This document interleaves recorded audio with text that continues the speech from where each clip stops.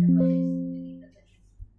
terus kita balik dulu ke sini. Mungkin mengingat-ingat sudah libur terlalu lama, saya ingatkan lagi kontrak kuliahnya deh. Kita SIG hari Senin ya jam 1, dosennya 3. Saya Bu Vivi sama Bu Dina. Saya masuk di pertemuan 1 sampai 5, Bu Vivi di 6 sampai 11, Bu Dina 12 sampai 16. Bagiannya seperti itu. Nanti ada prakteknya, jadi di mata kuliah ini nggak cuma teori ya, Dik.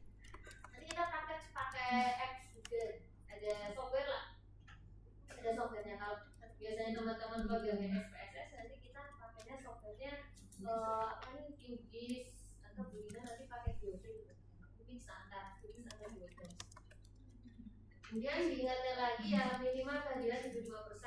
Nanti kalau misalnya nilainya nggak keluar, mungkin kemarin ada beberapa yang nilainya nggak keluar, WA karena dosennya tim, jadi pasti nanyanya ke tim ya, ada nanya ke Pak Lukman, ada yang nanya ke saya, ada beberapa yang nggak ada nilainya tuh kenapa.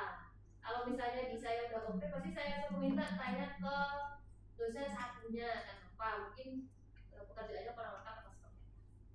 Jadi itu tetap harus dikonfirmasi, atau mungkin kehadirannya kurang dari 75%, jadi nggak keluar.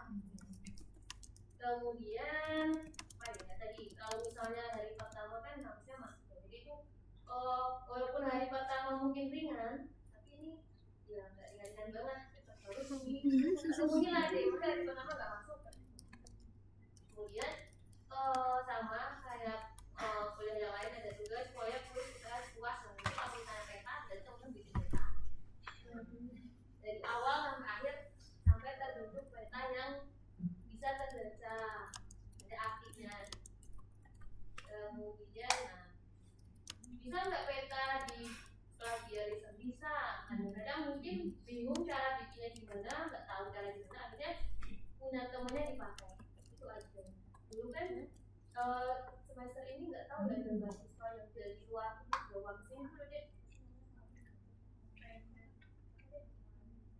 yang FBKM tapi dia ngambil mata kuliah di UNES, dia dari mahasiswa luar Jawa, ikut mata kuliah SIG yang Geostat, yang EPIK. Tapi dia nggak bisa bikinnya atau gimana, akhirnya ngambil punya teman. Otomatis kayak gitu kan pada bisa nggak lalu mas nggak diurus lagi, nggak tahu mana emang udah jauh ke sini nggak dikerjain, ada yang lain. Kemudian ini nanti kalau misalnya ada pertemuan di nilainya berarti teman-teman mungkin kurang dari 75% atau tugasnya nggak, nanti dikalkulasi kalau kita dosennya 3 berarti dikalkulasi ke 3.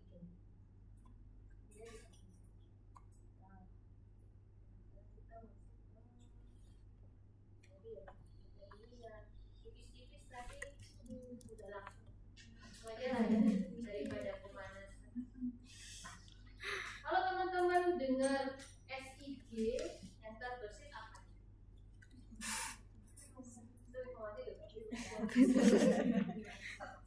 Bentuknya apa? Peta. Contohnya peta apa? Yang pernah dilihat peta apa? Gak harus berkaitan dengan peta persebaran penyakit. Terus apa? Rawan bencana, daerah rawan bencana.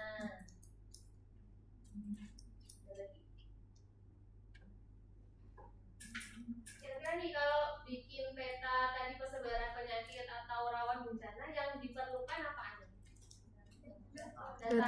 Datanya apa?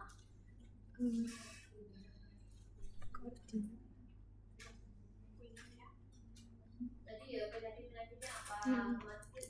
Jadi kita nggak bikin peta sendiri, tapi ada datanya. Data itu dikumpulkan. Kenapa harus ada datanya ya? Kalau ada data kita nggak bisa bikin, petanya pun sudah ada sebetulnya. Jadi Indonesia punya peta kayak apa, database isinya peta seluruh Indonesia Raya. Kalian misalnya butuh peta di Semarang, ambil Putih yang Semarang. Butuh peta yang misalnya Jogja, ambil yang Jogja. Jadi sudah tersedia, tinggal teman-teman pakai yang mana untuk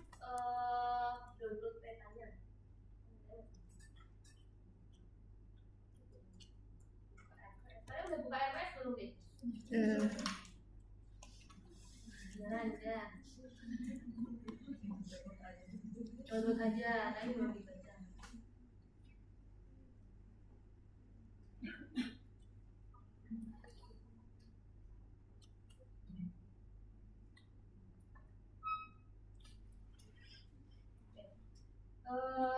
Jadi di pertemuan ini kita bahas tentang sistem informasi geografi. Manfaatnya tuh apa aja?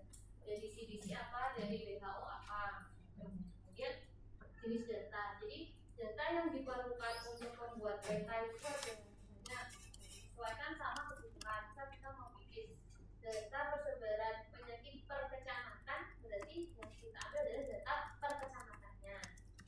Jadi disesuaikan. Itu datanya. Ini ada analisisnya gitu. Misalnya kalau teman-teman lihat peta rawan bencana itu kan ada warnanya ya, ada hijau, merah, orange. Nah itu namanya di klasifikasinya. Nanti kita juga bikin seperti nanti pakai QGIS. Nah kemudian mungkin sebelum nanti teman-teman bikin peta, ada satu mungkin tugas kelompok biar teman-teman tahu peta itu seperti apa. Sebenarnya pertemuan kedua kan kita bahas. Makanya cuma 5 kali sih. Itu sebenarnya juga pertemuan awal. Nah kalau di sini kan memahami komponen dioda ya. Nah dioda sama QGIS itu sebenarnya sama 11-12. Cuman nanti kita pakainya QGIS aja. QGIS itu kita bisa nulis label. Label itu kayak ada kata-katanya gitu nanti di peta ini sebenarnya. Misalnya kecamatan Semarang Timur. Nah kalau di dioda dia nggak bisa nulis label. Jadi sulitnya di situ kalau pakai itu. Kemudian praktek pemetaan. Nah, nanti mungkin sebelum praktek yang individu teman-teman bareng-bareng nanti sudah saya kasih latihan bikinnya seperti ini, nanti kita bikin bareng-bareng. Nanti kalau yang ini udah lulus dan bisa, nanti teman-teman cari data sendiri buat petanya. Petanya apa ini? Mungkin latihan dulu di awal bareng-bareng. Kemudian UTS-nya yang lain ini sama Budi. Jadi kalau sama Budi, biasanya yang ada hubungan atau enggak, jadi ada analisis bivariatnya. Jadi kalau yang sama saya itu deskriptifnya deh. Nah deskriptifnya nanti kalau Budinya bivariat. Nah, jadi peta itu juga bisa dibuat deskriptif. Contohnya apa? Misalnya mau lihat deskriptif kan, misalnya kecamatan ini jumlahnya berapa, kita deskriptif. Di situ bisa kelihatan peta, misalnya kecamatan provinsi Jawa Tengah sekarang berapa, Pekalongan, nanti ada angka. Itu namanya juga bisa. Tapi dalam bentuk peta spasial visual. Lebih enak mana lihat data tabel atau data peta?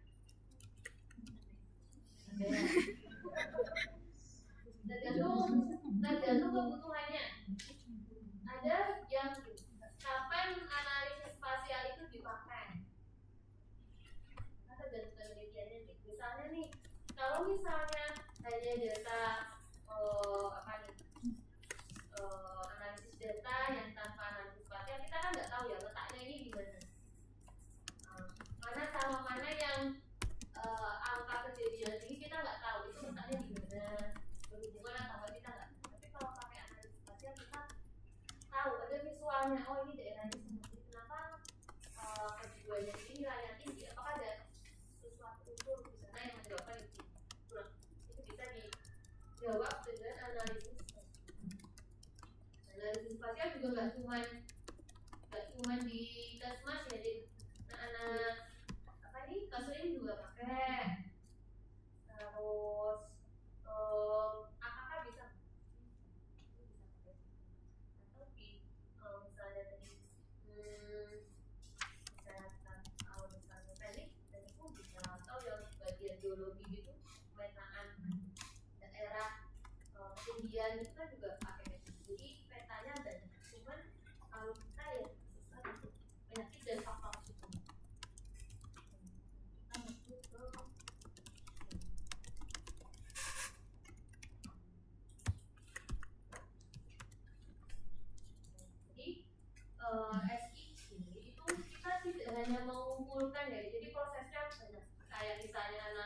kita kan dimulai dari mengumpulkan, menginput, gitu kan. Nah, ini sama juga, kita ketika menggunakan SIG kita tidak hanya mengumpulkan tapi nanti juga mengelola. Bisa nggak dimanipulasi? Bisa. Contohnya apa? Misalnya tadi kan datanya per kecamatan kota, ini kita buat yang skornya sekian sampai sekian warnanya merah. Nah, itu kan juga dilakukan manipulasi. Kemudian divisualkan dengan peta. Nah, peta pun ketika cuma bentuknya peta stok nih tanpa ada legend, judul, kita kan juga nggak tahu ini artinya apa.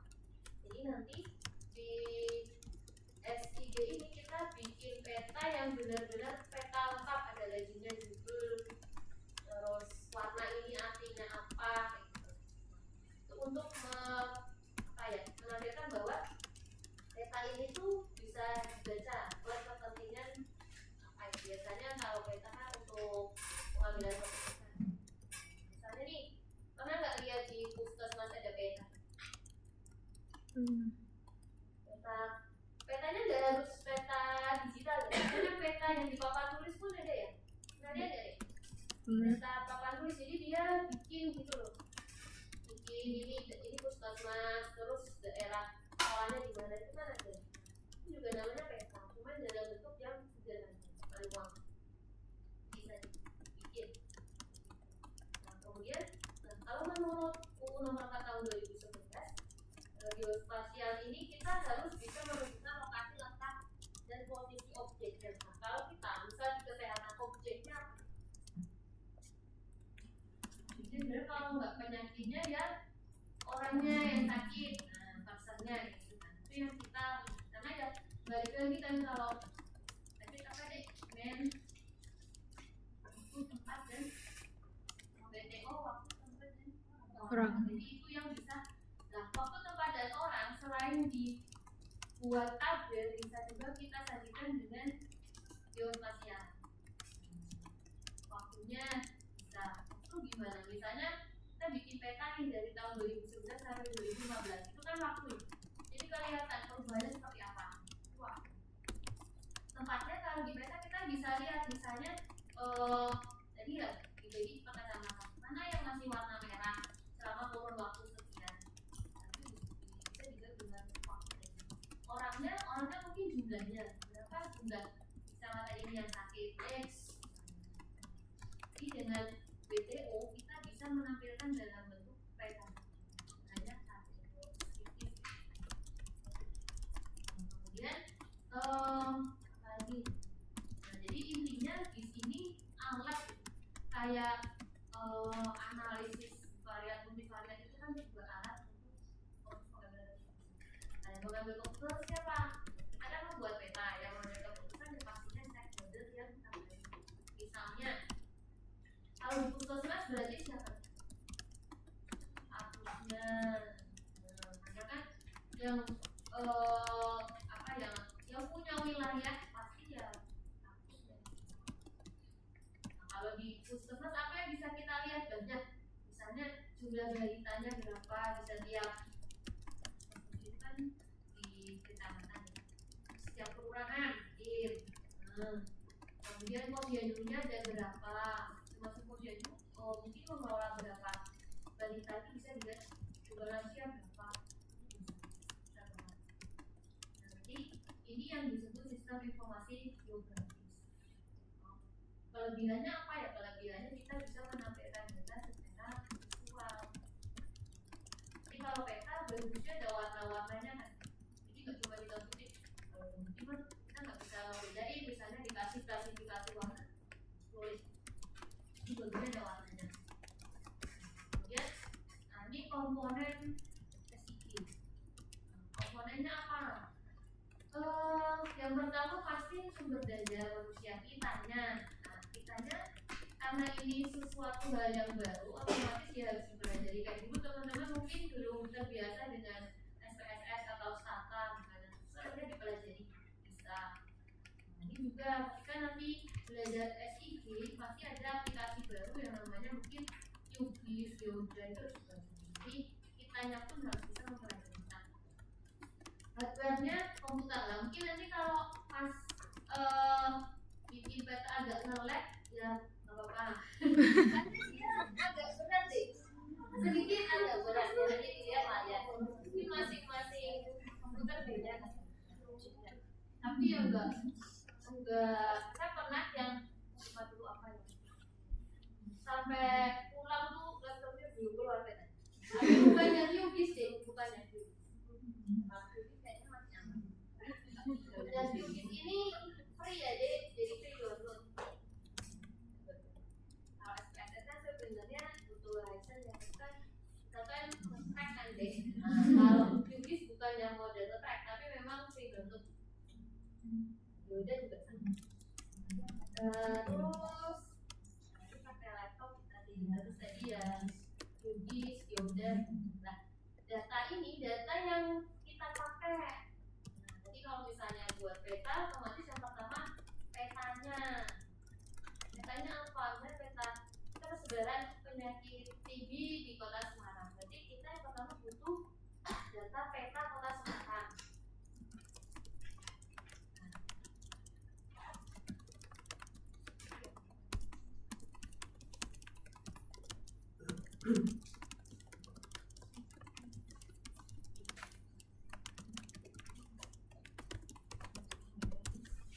Misalnya peta persebaran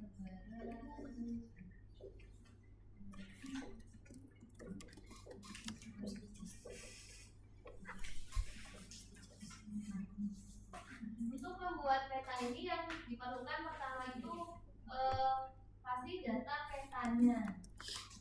Peta apa dek? Peta Kota Semarang. Peta Kota Semarang. Misalnya judulnya ditambah nih, persebaran penyakit TB di Kota Semarang berdasarkan kecamatan. Berarti nggak cuma peta Kota Semarang, tapi peta Kota Semarang yang mencakup ada kecamatan-kecamatan di dalamnya. Mencakup kecamatan. Jadi gini, misalnya nih Kota Semarang, ada gambar ini kan.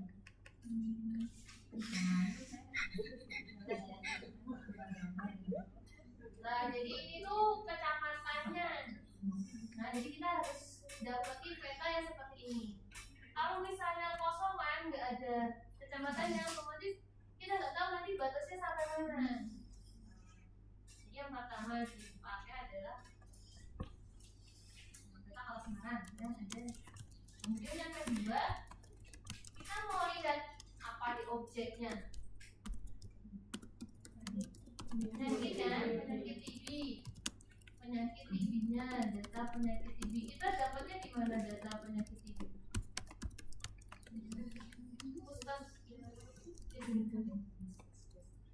Di Dinkes misalnya, di Dinkes. Tapi kan ini berdasarkan kecamatan. Berarti kita harus bisa tahu penyakit TB berdasarkan kecamatan. Jadi nggak gelondongan. Kalau gelondongan terus kita bikin peta ngapain? Kalau gelondongan berarti cuma ini semua 3, 4 udah nggak kebaca. Dan kita kan mau bikinnya berdasarkan kecamatan. Berarti data penyakit TB ini harus per kecamatan.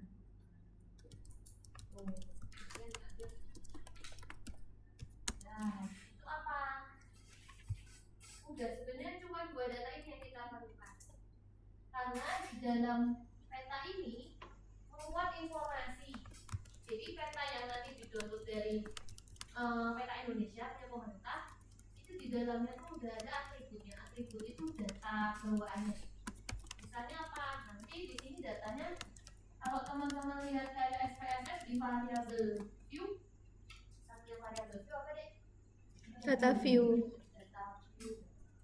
Di data view itu tulisannya misalnya di sini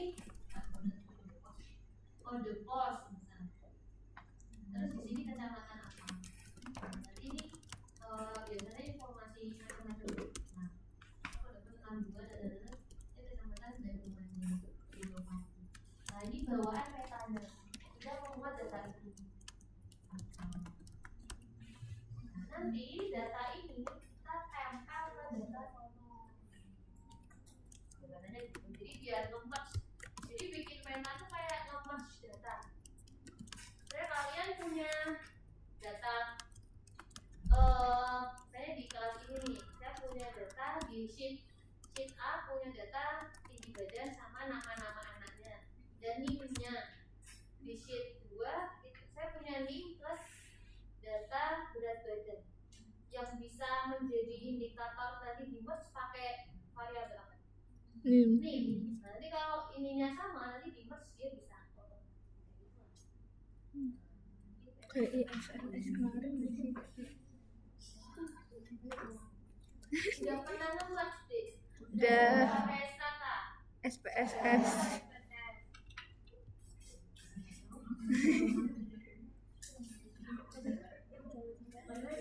Jadi kita juga nge-merge sendiri ya? Iya.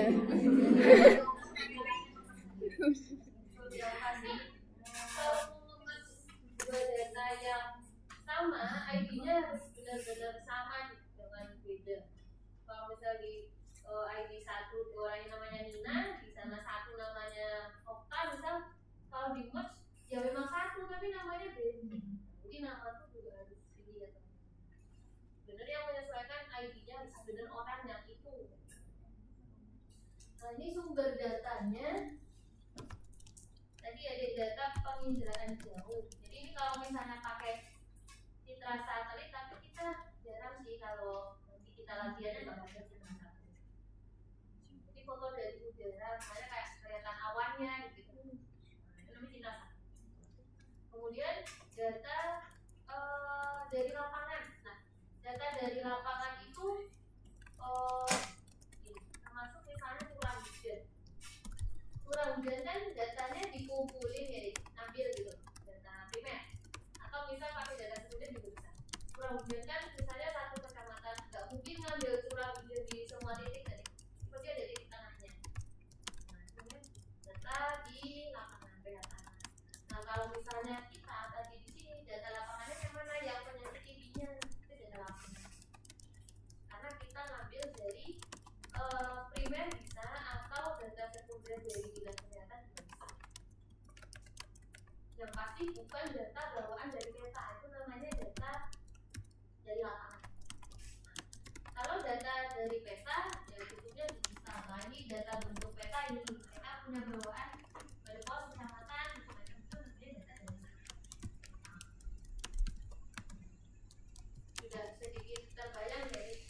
Jadi sebenarnya kita nggak banyak sih, nggak banyak ngambil datanya, tapi cuma ini. Itu sumber datanya ada.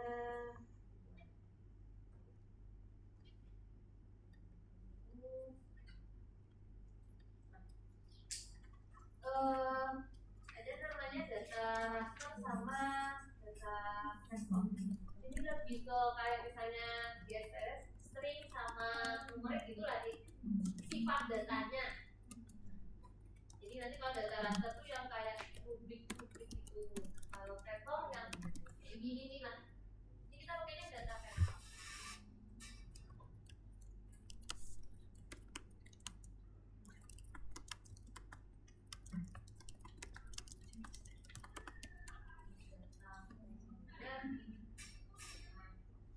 Nah ini gambaran dari UPC. Jadi yang namanya spasial itu petanya. Jadi kalau misalnya ada kata-kata spasial berarti dilihat petanya. Nah, kita mengerjakannya di mana? Kalau misalnya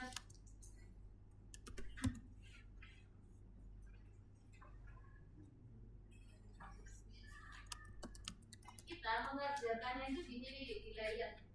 Nah, jadi mau ditambah apa, mau dikasih mau dikasih tulisan, mau dikasih data tambahan ini itu masuknya di layer. Jadi kayak ya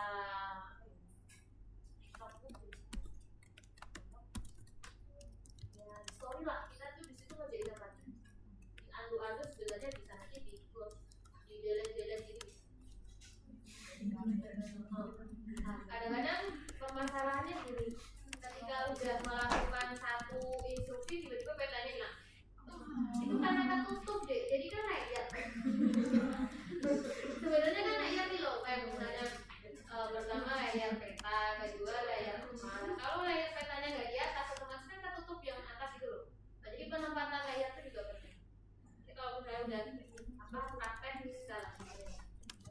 Nah ini dulu, makanya katanya perlu bawa laptop ke, jangan dulu lah, aja tinggalin dulu. Nanti kalau misal udah tahu konsepnya, teman-teman nanti cari artikelnya yang membahas itu, baru nanti kita baru latihan. Kita udah. Nah terus data atribut tuh ini deh. Nah misalnya di situ ada nama desa, kecamatan. Ini nggak cuman kecamatan saja, ada desa, terus kelurahan. Berarti kalau gini banyak nggak? Ya banyak. Berarti Banyuwanginya banyak kan? Benar kan desa A, B, C, kelurahannya banyak juga. Jadi kan Indonesia sama kelurahan.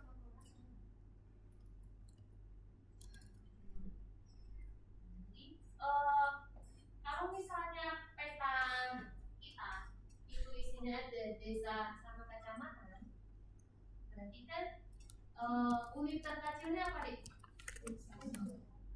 Unit terkecil desa, berarti kan petanya kecil-kecil gitu. Nah, kecil-kecil lagi desa A, B, C. Nah, gimana caranya biar jadi kecamatan? Nah, jadi kita merge juga. A, B, C ini kan kecamatan A. Nanti kita lebur jadi satu di kecamatan A. Nanti kita bisa melakukan itu. Nah, soalnya petanya cuma kecamatan, kita udah gak bisa mencari desa. Nah, ini sebelum pecah kita layer dulu, jadi data aslinya gak hilang. Kalau kayak misalnya teman-teman nge-rename, record data asli kan jangan sampai hilang ya. Jadi biarin data asli aja, baru kita record di variabel yang baru. Nah, data atribut itu adalah semua data yang ada di pekerjaan kita. Pekerjaan kan data spasial ini deh. Nah, data atributnya apa yang mau ditambah? Misalnya nanti di sini jumlah TB. Nah, ini yang kita inputkan. Ini diinput manual bisa. Misalnya 5, 10. Nah, itu diinput manual. Karena data lapangan itu sifatnya kan terpisah dari data peta. Kita inputkan biasa manual. Mau manual boleh, mau dibuat juga. Ada dua caranya. Biasanya dia mau ditanyain dulu deh.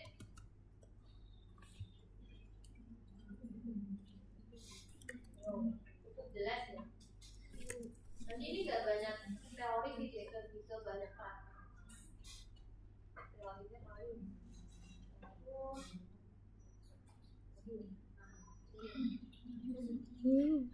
jadi kalau kita mau membuat peta, apa yang perlu kita inputkan ya, gitu, butuh data apa aja. Datanya sebenarnya sama kalau kayak kita mau mengumpulkan data biasa lah, analisis data. Data bisa dilihat dari tabel, mungkin tabel kejadian penyakit TB di Kota Semarang bisa.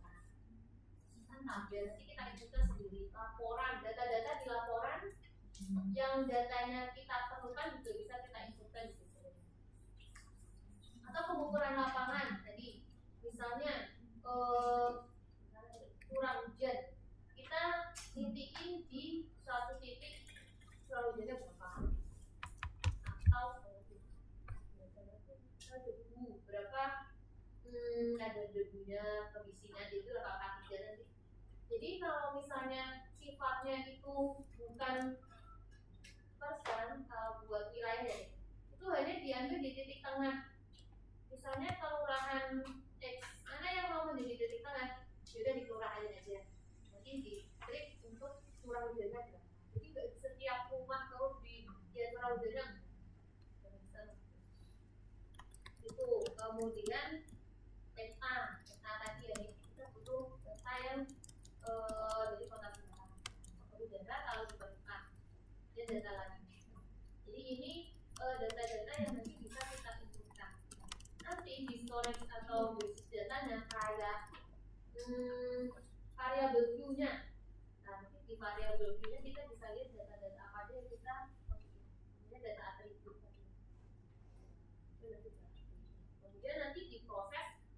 menjadi peta, karena kita mau dibuat jadi peta, otomatis yang kita lakukan prosesnya adalah menjadi peta. Bisa nggak data yang dari peta itu jadi tabel? Ya bisa, biasanya di data view itu bisa laporan sesuatu. Nah nanti data akhirnya apa? Data akhirnya ya pasti kalau misal mau bikin peta, ya peta yang kayak di atlas itu ada legendnya, ada judulnya, ada labelnya, ada warna-warnanya, ada arah mata anginnya, yang mau kita. Kemudian, nah ini layer. Jadi yang dimaksud layer itu peta itu banyak. Jadi ada peta yang memuat hanya kecamatan atau ada peta misalnya peta kecamatan yang isinya sekolah atau peta yang isinya rumah sakit. Nah, jadi setiap peta itu bawaan datanya ini beda-beda. Nah, kita mau sekompleks apa buat peta kita? Kalau butuh data rumah sakit, ya udah berarti ditempel layar rumah sakit. Jadi nanti gambarnya kayak layar-layar. Penting nggak data? Ya disesuaikan sih. Misalnya kalau kejadian penyakit dihubungkan sama akses ke fasilitas kesehatan kan masih berhubungan. Bisa kita tambahkan data fasilitas kesehatan, misalnya rumah sakit, puskesmas, sakitnya di mana kita bisa. Disesuaikan. Nanti semakin banyak layer yang kita masukkan, nanti Anda semakin kompleks. Jadi ada peta sekolahnya, peta rumah sakit, bisa ada peta apotek, peta sungainya, peta gunungnya gitu. Jadi setiap peta bawaan itu beda-beda layer. Ada nggak peta rumah sakit? Nggak ada. Kalau dicari pasti ada peta yang udah jadi. Kalau misalnya kita nggak punya peta yang udah jadi, caranya gitu. Kita titiin titik GPS-nya. Misal kalau rumah sakit Elizabeth nih, kita titik GPS. Nanti kita merge-kan sama data.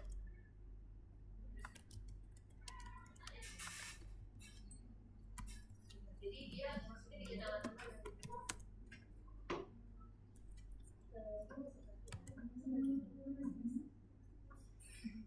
yang mananya dek? Kemudian analisis spasial itu macam-macam. Ini ya kayak deskriptifnya gitu. Kita kan bisa ya mengklasifikasikan kayak tadi bencana. Bencana itu kalau di klasifikasi mungkin daerah yang rawan bencana. Dalam satu tahun ada kejadian beberapa bencana di sana. Misalnya kalau berdasarkan frekuensi terjadinya bencana. Nanti kalau misalnya 1 sampai 5 warnanya misal 5 sampai 10 orange, di atas 10 merah. Nah, ini namanya klasifikasi. Kita bisa mengklasifikasikan misalnya jumlah penyakit TB itu tadi diklasifikasikan warnanya mungkin putih, hijau, merah. Semakin merah warnanya berarti di wilayah kecamatan itu semakin banyak kasus TB-nya. Jadi kalau di persebaran penyakit pakai klasifikasi, kita mau lihat seberapa banyak sih penyakit itu di kecamatan X. Karena tadi berdasarkan kecamatannya. Jadi nanti yang berwarna itu ya ininya, nanti warna putih, nanti 0 kasusnya. Di sini merah banget, berarti sebenarnya kasusnya sama. Jadi ada permainan warna. Ini namanya klasifikasi. Klasifikasi ini nanti bisa kita custom. Custom maksudnya kita punya angka sendiri untuk cut off-nya ini sampai di tahun apa. Namanya klasifikasi. Kemudian